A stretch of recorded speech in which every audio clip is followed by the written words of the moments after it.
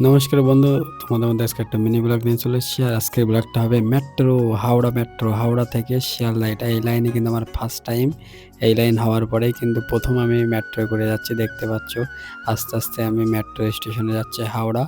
হাওড়া থেকে টিকিট কাটবো, টিকিট কেটে কিন্তু তারপর চলে যাব আমরা শিয়ালদা।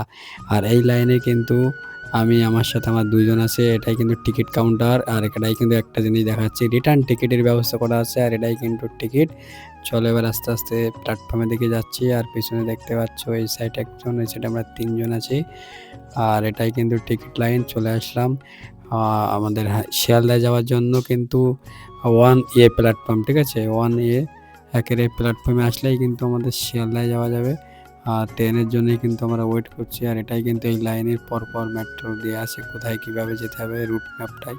তারপরে গিয়ে দেখছি অবস্থা শিয়ালদা বনগা লোকালের মতন অবস্থা, এতটাই ভিড়। আর এই সাইডে কিন্তু আমরা খুব ক্লান্ত হয়ে যাচ্ছি। তারপরে আমরা চলে আসলাম মহাকরণের পরেই কিন্তু এসপ্ল্যানেড, তারপরেই আমাদের শিয়ালদা। দেখতে পাচ্ছ চলে এসছি আমরা শিয়ালদায়।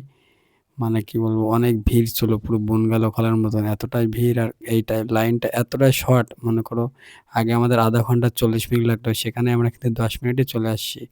চলে আসলাম আমাদের শিয়ালদা। ভাইদের জন্য জল টল নিয়ে এসে দেখতে পাচ্ছ আমি। তারপরে সোজা বাড়ি।